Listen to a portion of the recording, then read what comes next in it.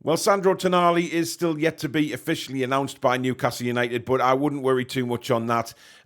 All the big media sources saying that is all done, and it just needs to be delivered with Tonali holding the Newcastle shirt, which will be hopefully in the next few days, guys. However, Newcastle United, according to reports today, are still very, very busy in the transfer market, looking at different alternatives. One of them is Jesper Lindstrom, playing for Eintracht Frankfurt, winger, very, very good player.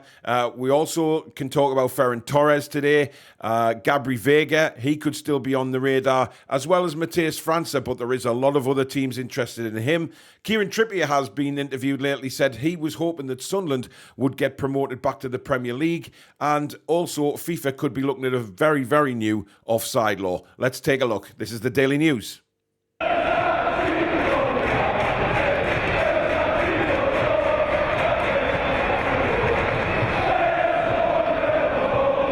Hi everybody, I'm Paul. Welcome back to the Toon Review YouTube channel, and this is the Daily News Show. Hope you're having a great Sunday so far. Before we do get cracking on the stories, as usual, guys, if you could give this show a thumbs up, very important we stay up there in the YouTube search results. And of course, if you're new and like what you see, hit that subscribe button. It is completely free to do so. Come and join this fantastic community, and also hit that notification bell, which will let you know when we go live or we upload any future videos. Right, into the stories, and the first one is, as you can see there in the headline, Jesper Lindstrom. Now, he is playing for Eintracht Frankfurt as it stands, or did so last season. He's a winger, very versatile forward as well. So we know that we're kind of looking for somebody on that right-hand side more than centre or left of that front three. And this guy fits the bill well and truly. He is a very, very good player, very pacey, but like I said, he's versatile, and I think that's very important to Eddie Howe, that he has versatile players at his disposal, because we know he likes to change it up a little bit, especially with the front three.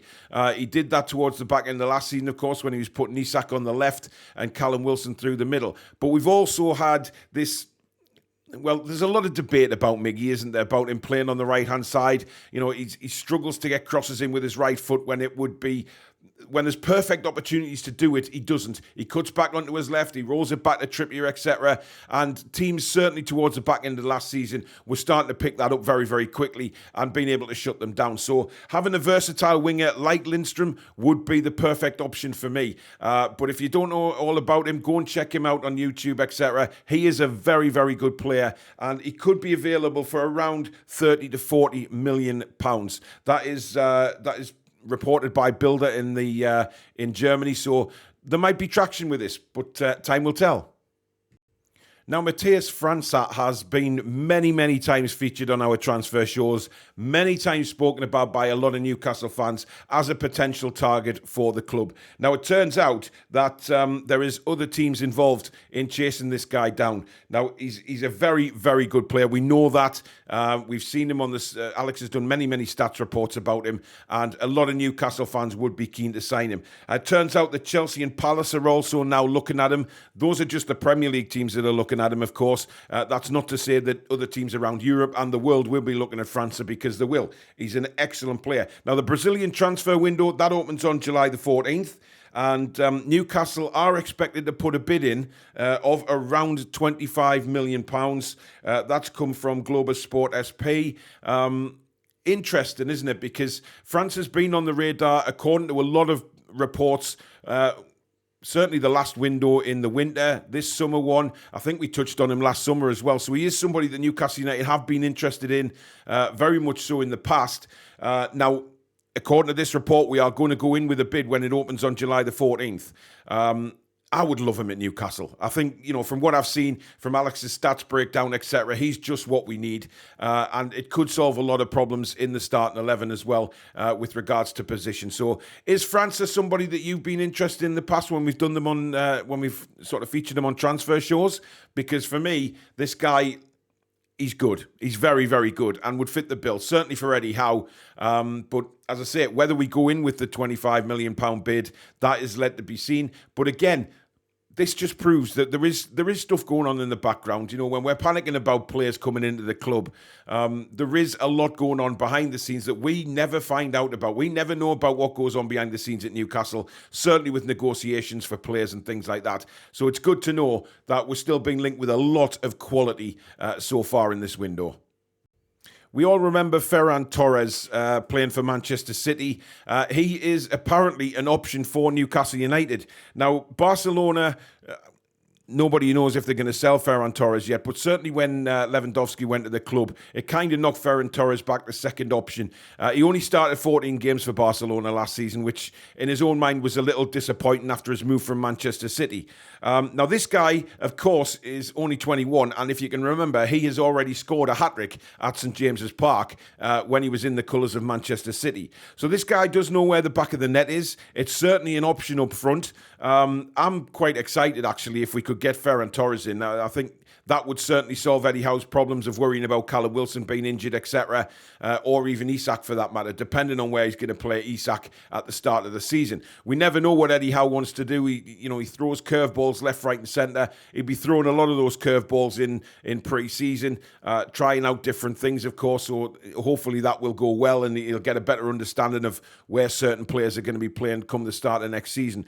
But with Ferran Torres, he's somebody that I would love to see, and he was only knocked down into the sort of second choice because they brought in Lewandowski, of course, and when you bring in a player that calibre, he is going to be instantly first start. He did come on as substitute many times as well, so I think he made about, in total, 33 appearances in La Liga out of 38, so he did play a lot, but 14 starts because of Lewandowski being there. You can understand that. When they brought him in for Bayern Munich, he was always going to be number one choice as striker for Barcelona. But Ferran Torres suddenly has become an option for Newcastle United.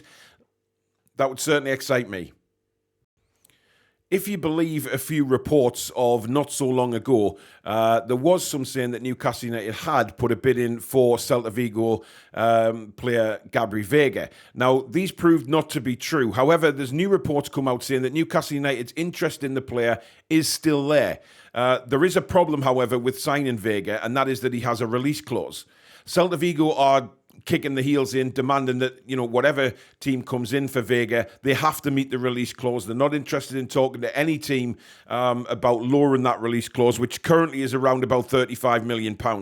So Newcastle United, as we know, with upfront fees for release clauses, has a massive hit on the FFP. And I hate mentioning FFP again, but look, it's a fact of life and we have to get used to it now. But this could be a problem in signing the player. Certainly, he's got the calibre. He's a very, very good player.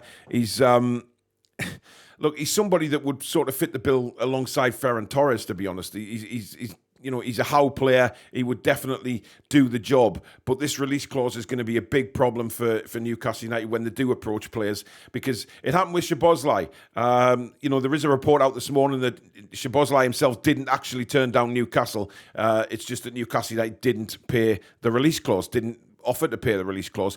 Liverpool did, and of course Liverpool have subsequently signed him. So release clauses are very difficult to work around because of FFP and because of upfront payments. But Vega's certainly another option there. Certainly a player that would get bums off seats and excited about watching him on the pitch. But again, that one is down to a release clause and may be a little bit more difficult for Newcastle United. This will probably come as a bit of a surprise to you, actually, because in a recent interview, Kieran Trippier has said that he would have liked to have seen Sunderland make it back into the Premier League. Now, this is because he's talking about rivalries and how it inspires the players on the pitch when you're playing your local rivals. He said he wasn't exactly supporting Sunderland in the playoffs, but he would have loved them to have made it back to the Premier League, to have that big match experience and big local derby again. He talks about the Madrid derby, of course, that he was involved in. He's played in the London derby. So he has had vast experience of playing in very, very big local derbies. And Sunderland Newcastle is one of the biggest out there. We know that. Nobody outside the area seems to realise how big this game is. It's always talked about the Scottish one, Celtic Rangers, and then the London derbies and things like that, Manchester derby. This one is huge, guys, and we know it is. We know what it means to both sets of fans. And for Kieran Trippier, he said to play your local rivals is everything.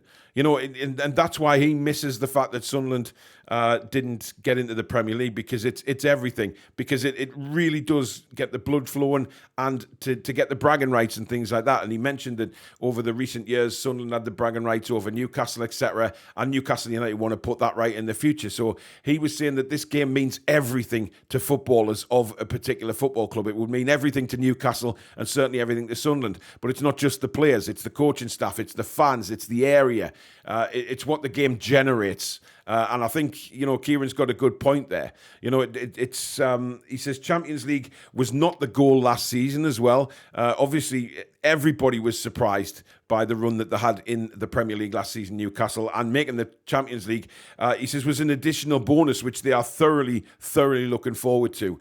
He also went on to say about signing for Newcastle. He said he spoke to a lot of people, a lot of players who've played for Newcastle or played at St James's Park and over a number of times, and have said about the atmosphere and what a club it is to play for. But he also made a comment at the end of it saying, you don't realise how big Newcastle United is until you actually play there. And that's interesting, because we've heard many players come out in the past saying that they don't realise how big the club is. And I think that goes with North East football in general, to be honest. I think even where Sunderland are in the Championship, players get a big surprise when they go there. The size of the stadium, the amount of fans they get in. No, they don't fill it every week, I know that, but it's the same kind of thing where you've got that passion, and the North East kind of gets left out from media reports and things like that regarding the passion. And it's only players that really come out and explain just what a wonderful place it is to play football. And the fact that even Trippier was surprised that we made Champions League football. The excitement is building now, isn't it, for the new season, playing in the Champions League and hopefully getting a few more players through the door. And finally on today's show, FIFA have decided they are going to look at a new offside law. Now, this is a very interesting one and should make things a lot easier. But when we say that, FIFA, UEFA, whoever it may be, when they change the rules, you look at it and think, yeah, that might make things better. And it totally goes to pot and makes things actually worse. However, this offside rule, they are testing for the whole of the body of the player to be offside in front of the defender. So you're not talking about, a toenail or things like that. You're talking about the whole body of the forward being in front of the defender, and that will be offside. That will be so much easier, certainly for VAR purposes, to look at. You quickly look at it along the line. Is that player a whole body ahead of the defender? If so, he's offside. But if there's any part of that defender, alongside the striker, then it goes the benefit of the doubt for the striker, and it's onside. That's how it should be. That's how it should work. So much more easier than actually drawing these lines left, right, and centre across the screen and saying, his shin was just offside, or there was a fingernail offside, because we know that some of the offside calls, certainly in the Premier League last season, were absolutely abysmal. Abysmal's probably being nice. We were robbed a few times. You look at the Liverpool game at Anfield, for example, when we could have gone 2-0 up. That still burns a little bit, especially the time that Liverpool got the winner in that game. So to all round totally change the offside rule, for me, it's got to happen, because these lines and, is he just offside? Get rid of it. Make sure that the whole body is in front of the defender, and that will make life so much easier for not just the linesmen and the referees, but for the guys on VAR and things like that. We know it has to improve, so this is the first step to improving it. Now, I don't know when this is going to be tested. It's in the pipeline, but for me, the sooner the better, without a shadow of a doubt for me. But there you go. That is the daily news for today, guys. Let me know, as usual, in the comments below what you think of all the stories. And, of course, if you have enjoyed today's show, please do give it the thumbs up. As I said at the start, it is vitally important for us to stay up there in the search results so that fans like yourself can find this channel and hopefully subscribe in the future. If you have enjoyed it and you're new to the channel, please do hit that subscribe button, completely free to do so, and also the notification bell, which will let you know when we go live or upload any future videos. You can become a member of the Toon Review if you hit that join button just underneath. That will enable you to support the channel on a monthly basis and be entered into all the members' draws that we do do on the channel. And you can make a donation to the channel while we're not on air if you do so wish to. It is just along from the thumbs up button. It's just a thanks button. Hit that and that will take you through that particular method. But thank you very much for watching. If you're watching this on the Sunday, we've got 2 shows for you tonight. 4:45 start. Billy and Alex will be bringing you the under-21s quarter-final. And then around about 7:30 tonight, we are doing another transfer show. So plenty to go on with the Toon review. So hopefully you join us for that one. But in the meantime, enjoy the rest of your Sunday. Take care.